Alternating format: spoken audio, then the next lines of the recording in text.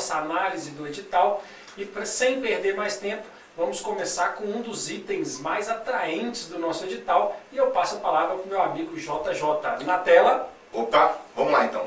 Pessoal, a remuneração será de R$ 6.030,23. E aí você tem aí R$ 4.170,63 referente ao vencimento básico. E essa remuneração será acrescida de R$ 1.400 referente à gratificação de desempenho de atividade federal de execução penal. E R$ 48,458, né, referentes à alimentação. Somando tudo, você vai ter aí R$ 6.030. Olha só, o que acontece?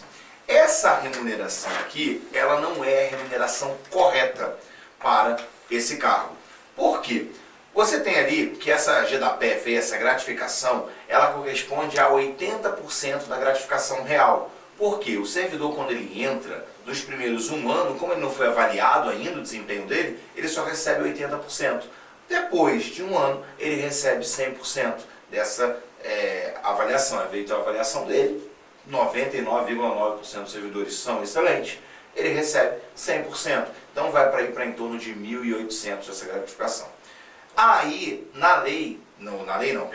no edital, não fala sobre adicional noturno. O adicional noturno gira... Era a minha primeira pergunta. O adicional noturno, para quem é plantonista, gira em torno de R$ 800. Aí também não fala da insalubridade. Não sei por quê, porque a insalubridade ela é para todos os servidores. Todos os servidores recebem insalubridade de 20% em cima do vencimento básico. Trocando em miúdos aí, depois lá do primeiro período ali de 6 meses, 1 ano de trabalho, qual será, de acordo com a sua perspectiva hoje, o salário efetivo desse servidor? Tá, vamos lá. O servidor já entra recebendo em torno de R$ 7.000 líquidos. Ó, já entra. Depois de 1 ano, isso sobe um pouco, vai para ali para uns 7.500 e tal. Depende muito também da lotação. Isso aí é uma lotação sem um auxílio transporte a maior, né? Por quê? Eu, por exemplo, moro em Goiânia, trabalho em Brasília. O DEPEN reembolsa o valor que eu gasto com o transporte. Sério? Sério. O DEPEN reembolsa esse transporte. Se eu não estou enganado, é até 500 quilômetros o DEPEN reembolsa o valor que eu gasto. E se estamos falando então de aproximadamente 7.000 líquido, o que seria bruto? Só para o pessoal de casa. 9.400, mais ou menos. Aí galera, então se o seu sonho é ter um salário de quase R$ 10.000, realmente fica claro aí como é um excelente concurso para você se dedicar de forma aprofundada, certamente uma grande oportunidade. Ainda sobre a remuneração, eu tenho uma segunda pergunta. Como estão as tratativas, especialmente com os sindicatos, em termos de perspectivas para aumentos salariais nesta área? Então, se não fosse a pandemia, tudo estava indicando que nós teríamos uma reestruturação por conta de ter que virar subsídio. Vocês sabem, a Constituição determina que as forças policiais, os órgãos de Estado, recebam subsídio. Então você teria que acabar com esses penduricários e transformar em subsídio. E aí o servidor também não pode ter redução de remuneração, né? E aí nós estávamos já em tratativa para você ter uma reestruturação da carreira para ficar ali paritário com PF, PRF. Então tá aí, pessoal, realmente no que tange a remuneração, notícias excelentes para você ter aí, claro, um combustível ainda maior para a sua preparação. Interessante, porque é um combustível médio. Sim. Isso aí a gente não pode perder de vista, porque é um concurso de nível médio. Isso. E eu me lembro muito bem da minha preparação para concurso, quando comecei a estudar ali, chegando próximo da minha formatura, né, do meu curso superior, 20, 21 anos de idade. Meu sonho da minha vida era ganhar um salário de 10.000. Nossa, né? não, eu me lembro. A gente passou a vida inteira. 10 mil. O que você quer na vida? Ganhar 10.000. Quer ganhar 10.000? Ganhar 10.000. Então tá aí, mesmo sendo nível médio, uma ótima oportunidade. É realmente hora de sentar a bundinha na cadeira, né, professor? Estudar. E se dedicar, porque é um edital bom, um edital enxuto e uma oportunidade maravilhosa. Superado então o item remuneração, passamos agora para as vagas. Com a palavra, meu amigo JJ. Das vagas. Nós temos 220 vagas para ampla concorrência, 59 vagas para negros e pardos, já vou explicar isso para vocês, e 15 vagas para portadores de necessidades especiais.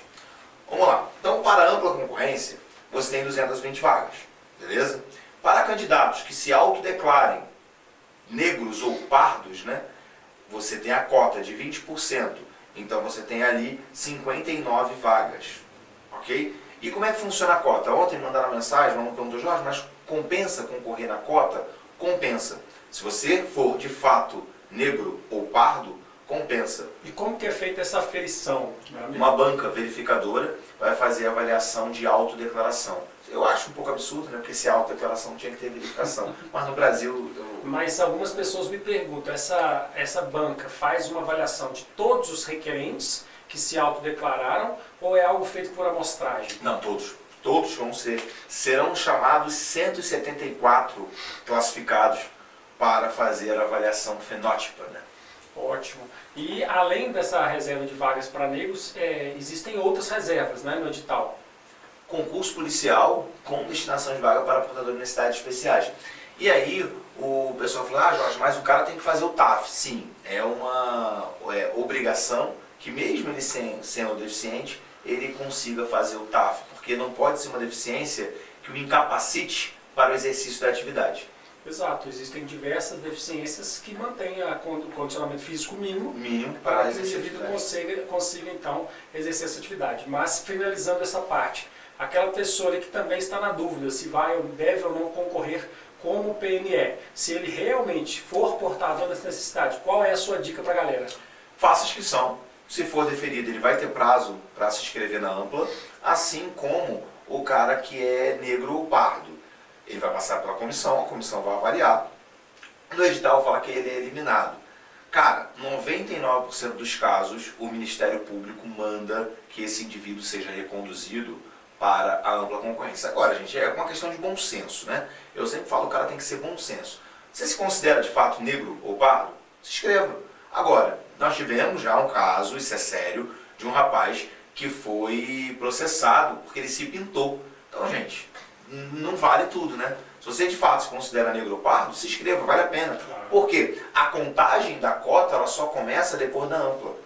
E aí sempre é como se o cara tivesse duas chances. Não passei na ampla, você vai para a cota. Então, se de fato você se considera negro ou pardo, faça a sua inscrição. E sem contar também, para aqueles que pretendem prestar o concurso como PNE, que há, inegavelmente, uma certa jurisprudência, alguns precedentes, no sentido de darem posse e nomeação, inclusive para aqueles reprovados no teste físico. Né? Eu tenho vários colegas. Eu já vi vários casos também. Eu tenho hoje um policial que é o chefe da minha equipe de policiais.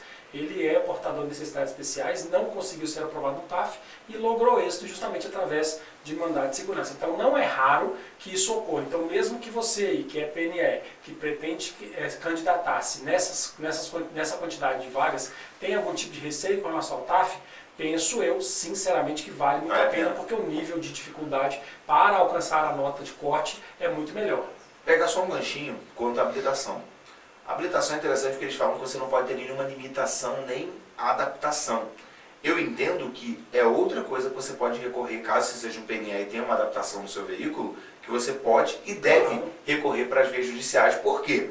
Se tem vaga reservada para portadores de necessidades especiais, é claro que a administração pública ela tem que prover meios para esse indivíduo trabalhar. E vocês vão ver o decorrer do edital, que eu vou comentar algumas coisas, por exemplo, a informática, eu vou explicar o porquê disso está sendo cobrado, por que isso tem a ver com a nossa atribuição. Sim. E é claro que o indivíduo, nem todo mundo dirige. Não, gente, nem todo mundo dirige. Então, eu acho que é algo que, se você tem alguma limitação na tua carteira de habilitação, seguindo aqui o que o Rimo falou, vai na justiça também. Eu acho que vale se inscrever e ir para o judiciário, porque é algo também que já tem jurisprudências nesse sentido. Exatamente. E deixar consignado aqui, pessoal, eu sou policial civil, sou delegado de polícia, já passei por outras polícias, fui policial civil em Minas e também em Rondônia.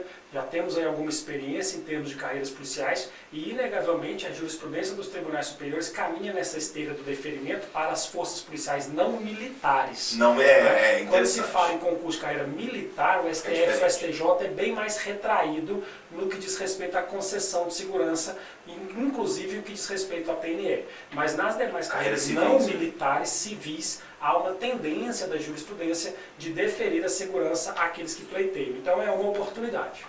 E assim, o próprio histórico do órgão ajuda muito. O DEPEN, pela minha experiência no último concurso, vários colegas meus eram portadores de necessidades especiais e conseguiram lograr êxito na via judicial e o próprio departamento não recorreu. Exatamente. Então, se você tinha alguma dúvida sobre isso, né, estão sanadas todas elas, e fique à vontade, tá pessoal, através da nossa plataforma do R3 Concurso ou através das nossas redes sociais, professor JJ e a minha, @RioMoBraga, para que possamos responder todas as suas dúvidas e questionamentos, para que o edital fique mais transparente e cristalino para a sua aprovação. Superado esse item do edital, vamos agora para a lotação, algo que também deixa os candidatos aí bastante nervosos e ansiosos por vezes. Passo a palavra para o meu amigo JJ. Vamos lá, então, falar de lotação. Algumas dicas, alguns palpites. Vamos lá, pessoal, coloca na tela aí. Da lotação, os candidatos serão lotados na sede do departamento, em Brasília, ou em uma das 5 penitenciárias federais, localizadas nas cidades de Brasília, Campo Grande, Catanduvas, Mossoró e Porto Velho, de acordo com o interesse e a necessidade da administração. Então vamos lá entender um pouco disso. O Depende tem 6 possíveis lotações. Você tem a sede administrativa gerencial do departamento. É onde está toda a parte burocrática, mas não só. Você tem um núcleo lá, que é o grupo de movimentação, que é onde é decidido toda a parte de segurança da unidade. Então é uma parte operacional, porque você pode fazer as escoltas, geralmente é o pessoal responsável por fazer as escoltas, porque é centralizado em Brasília, então tem um grupo lá que faz isso. Você tem a parte de inteligência, a sede da inteligência fica no DEPEN. Você tem a parte de diretoria executiva, RH, financeiro, corregedoria. Essa, Deus me livre, eu tenho que bater aqui. Essa parte aí fica na sede, mas é um serviço mais burocrático. É um pessoal assim, o pessoal que não quer ter contato com a ponta, né? Que eu falo dos novos servidores, tá? Porque hoje em dia todos, 99% dos servidores já trabalham nas unidades e foram para a sede depois, o servidor que já está há um tempo no departamento. Mas eu vejo muitos alunos falando assim, Jorge, eu tenho medo, eu não sei. Cara, você pode fazer o concurso, pode ser que você tenha que trabalhar na ponta? Pode, mas você pode ser lotado na administrativa. E tem uma dificuldade muito grande, porque geralmente o policial ele quer estar na ponta, quer ser plantonista. Então, onde tem um déficit muito grande? No administrativo. Exatamente, eu sempre digo isso para os alunos, especialmente para as mulheres. Né? Eu tenho medo de ter que ficar tendo um confronto com um criminoso de alta periculosidade. Não é questão de preconceito, é porque um Depende só tem preso homem. Sim. E aí as meninas perguntam muito, Jorge, só tem homem, vai ter que trabalhar. Mas aí uma situação que elas trabalham também muito na parte administrativa, a parte de apoio, parte de inteligência. Parte de inteligência, tem muitas. Existem inúmeras oportunidades. Tem uma colega minha que e a verdade é que seja dita, a polícia precisa justamente dessas pessoas com know-how de gestão, know-how de administração, know-how correcional, é porque meu pagamento tem que cair dia 2, não pode atrasar não, tem que cair certinho dia 2. Tudo isso. Então, realmente se você não tem um interesse em trabalhar nessa área finalística, saiba que existem diversas outras searas perfeitamente exploráveis para todos vocês quando aprovados, que serão aqui conosco do R3 Concurso. Então, fala um pouquinho para a galera sobre as cidades, né? Sua opinião sobre cada uma, tenho certeza que você conhece todos esses presídios aí. Não tem diferença nenhuma quanto à estrutura. É padrão, é um modelo Big Max americano, que são aquelas cadeias americanas. O estilo de cadeias. Quando eu falo do S Marshals é porque é o estilo de cadeia dos presídios federais americanos. É o mesmo modelo, aquelas cadeias que não tem muro, é cerca em volta, cadeias com torres muito altas, né? São 4 torres, igual o modelo americano mesmo de unidades prisionais. E o que vai mudar são as cidades, porque as unidades é padrão, né? É o mesmo protocolo para as penitenciárias. Então se você vier comigo, você vai ver o seguinte, nós temos 5 possíveis penitenciárias para trabalhar. Nas penitenciárias tem serviço administrativo? Tem serviço administrativo, tem transporte, tem SEAD, tem vários outros serviços administrativos que o cara pode fazer. Vamos lá, você tem primeiro Brasília, falar da minha. Brasília, vantagem de ser lotado em Brasília. Fica perto, para quem é de qualquer outro estado, você tem voo para o Brasil todo. Então é uma lotação que fica a nível Brasil ali, você pode ir para qualquer lugar. É uma lotação muito segura, porque fica na capital da República, então você tem ali vários apoios, né? Fica na porta do Complexo da Papuda, então você tem o apoio de outras forças ali muito grande, mas é uma lotação assim, para pessoas que não gostam de Brasília, fica ruim, porque não tem praia, etc. Catanduvas é uma das lotações mais concorridas, porque fica no Paraná. A qualidade de vida do Paraná é muito boa, o padrão de vida dos servidores é um padrão de vida muito bom, eu vi isso em loco, porque o custo de vida da cidade é muito baixo. E a qualidade de vida é uma das melhores do país. Então você ganha 10 mil reais, 11 mil reais, numa cidade com custo de vida médio é 5. Então aí você vai ser classe média alta naquela cidade. Isso influencia muito, sabia? Claro. Eu estava conversando sobre isso com um amigo. Em Brasília, você já não tem um poder aquisitivo tão grande, por isso que eu moro em Goiânia. Aí tem que usar o que dá, né? Mas em Catanduvas, você já tem um poder aquisitivo alto. Sim. Mas isso aí é qualquer profissão. Se você trabalhar na PF, lotado no Chuí, você não tem o mesmo poder de compra que se você for lotado no Rio de Janeiro. Então, tem essa nuance também. Aí tem as compras no Paraguai. Fica perto ali do Paraguai. É uma lotação muito boa. Catanduvas é uma cidade excelente. Muito boa. Vamos lá. Ouço elogios, realmente. Catanduvas é ótimo. A cidade ali, a parte de agropecuária é muito forte, né? O Paraná é uma cidade muito desenvolvida, o estado muito desenvolvido, né? E Catanduvas é uma das cidades ali que cresceu muito nisso. Fica ali na divisa ali com 200 km de Foz do Iguaçu, então uma cidade muito boa para se trabalhar e para viver. É uma cidade que eu gosto muito, Catanduvas. Eu só senti muito frio quando eu fui lá. Eu quero viver no frio. Rapaz, eu nunca mais falo essa frase na minha vida. Eu peguei -6 em Catanduvas, João. Eu xingava, falei, nunca mais eu quero frio na minha vida. Uma cidade fria. Outra cidade boa de lotação é Mossoró, Rio Grande do Norte. Aí, se você gosta de praia, se você gosta... Mossoró fica a 80 km de Canoa Quebrada. Então, assim, é uma cidade com uma qualidade de vida muito boa. A maioria dos servidores não moram em Mossoró. Porque o que acontece? É uma coisa que eu acho interessante. O cara não quer morar na mesma cidade que ele trabalha. Sim. E aí o que ele faz?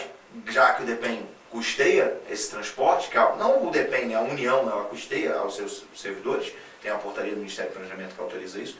Até 500 km, se não estou enganado. O pessoal mora em Fortaleza.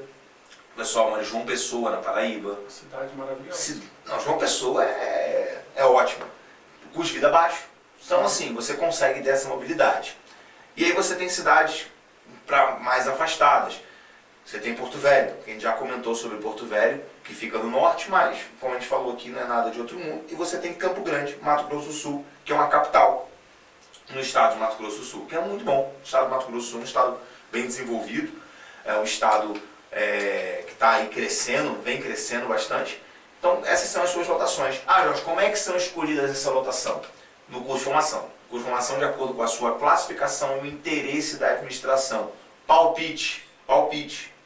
Eu acredito que Porto Velho e Brasília tenham a maioria das quantidades de vagas, né? Eu acho que Porto Velho e Brasília. Porto Velho, porque é a porta de entrada do sistema, e Brasília, por ser uma penitenciária nova, e você ter ali a necessidade de servidores ali. Eu acho que Brasília é uma possível. Mas tem como lotar nas outras? Tem, mas eu acho que não na mesma quantidade de vagas, tá? Geralmente consegue ir para as 5 penitenciárias e a 7. Tem gente que vai, mas é de acordo com a tua classificação no concurso. Aonde eu acho que vai ter a mais vagas, eu acredito que Brasília, Porto Velho e 7. Mas aí não deixa de ser Brasília, porque a 7 fica em Brasília. Exatamente. E muitos alunos perguntam realmente sobre essa forma de escolha, curso de formação para a sua lotação. E como é que funciona isso? É feita uma reunião e as notas são enviadas? Como que o candidato que ficou melhor colocado tem essa oportunidade? E o mais importante, a nota do curso de formação também é avaliada para essa colocação? O curso de formação é fundamental para isso, porque você vai ter um somatório, né, do curso com a classificação no concurso. Vamos lá. No meu concurso, como foi? No meu concurso era diferente, porque era separado por áreas. Então você já tinha ali mais ou menos para onde cada um ia.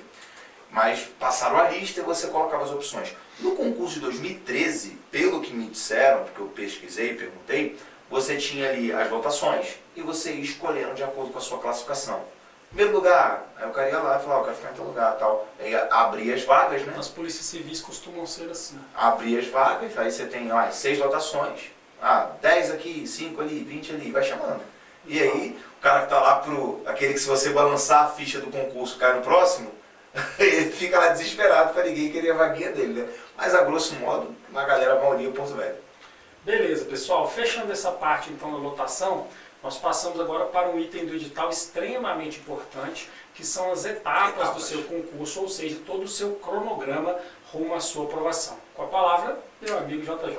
Vamos lá. Então nós teremos a etapa objetiva, discursiva, e será no mesmo momento, você vai fazer no mesmo momento a etapa discursiva e a etapa objetiva. Logo depois, logo após, você tem o TAF, a aplicação do TAF, você tem a avaliação de saúde, e geralmente uma após a outra, é bem rápido, esse concurso vai ser bem rápido. Você tem a investigação social e o curso de formação, que também é etapa do concurso. Lembrando que eu não coloquei aí porque ele está contido entre a avaliação de saúde e a avaliação social, que é o toxicológico. Exato.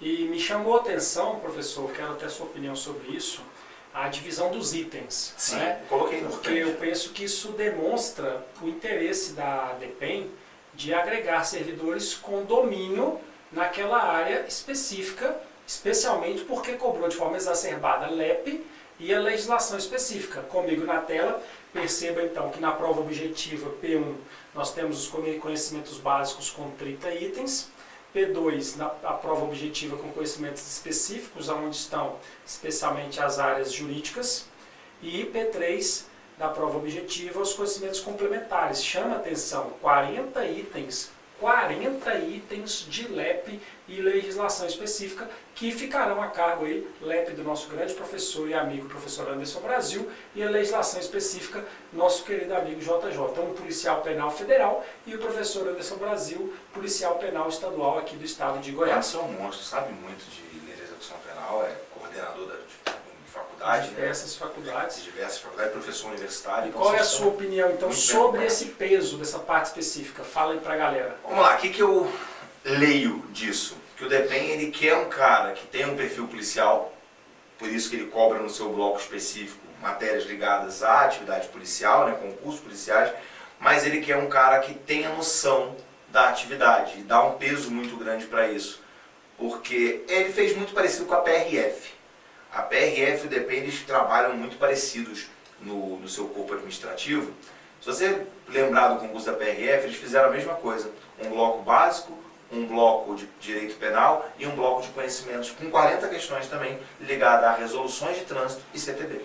Exato. Realmente isso faz com que a seleção fique um pouco mais aprimorada, no sentido não só de alcançar pessoas com melhor conhecimento na área, mas uma opinião muito pessoal que eu tenho.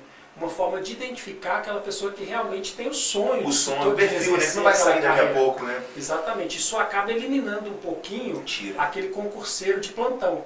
O cara faz tudo, né? Qualquer concurso. Inclusive, pessoal, fica aqui minha opinião, eu vou até tentar pegar leve nas minhas palavras para evitar de ofender alguém, mas sendo muito sincero, eu falo isso com todos os meus alunos. Ou você presta concurso para a carreira policial, ou você presta concurso para a área bancária, para a área fiscal ou área de tribunais. Se você pretender hoje alcançar todos esses concursos, infelizmente, você vai fazer e vai morrer na praia. É uma coisa que eu sempre falei isso. Carreira policial, você vai e você consegue. E, por exemplo, um cara que está estudando já há um ano para carreira policial, ele faz esse edital aí de boa. Tranquilo. Tranquilo. Ele pega ali 1 a 2 horas do seu dia, inclui legislação complementar e pau na máquina, porque ele já estudou todo o resto. Então ele só vai agregar. 2 horinhas, 2 horas em 4 meses, todo dia, ele fecha isso aí umas 5 vezes. Exato. E vai fazer a prova dele de boa, sem perder conteúdo. Agora, você que está aí, bancário, legislativo, judiciário, cara, difícil. Primeira coisa, você tem que saber o que você quer. E eu costumo brincar muito com os alunos, nós falávamos até antes do início da nossa gravação aqui,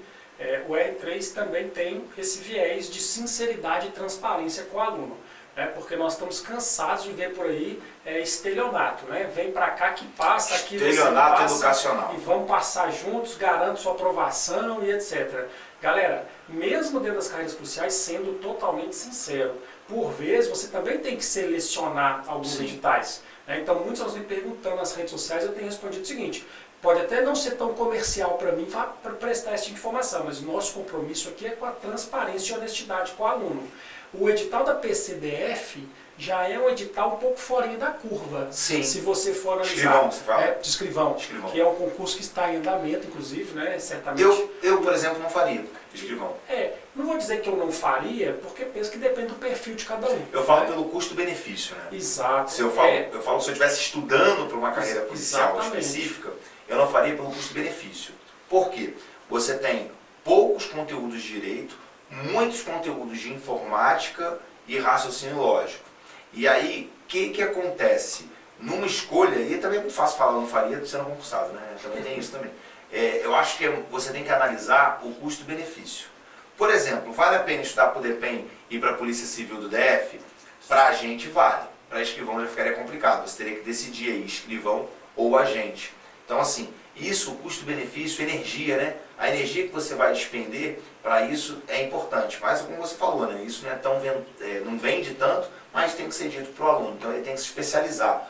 Porque também tem uma vantagem. Quando o concurseiro se especializa em carreiras policiais, ele vai passando uma após a outra. Eu me lembro que ano passado eu estava ministrando aula e os alunos brincando comigo falaram assim, por que você não faz eu falei que era fácil passar na GPEM em Goiás. Eu falei, por que você não faz? Eu falei, eu vou fazer. E aí, valendo uma torre de chope.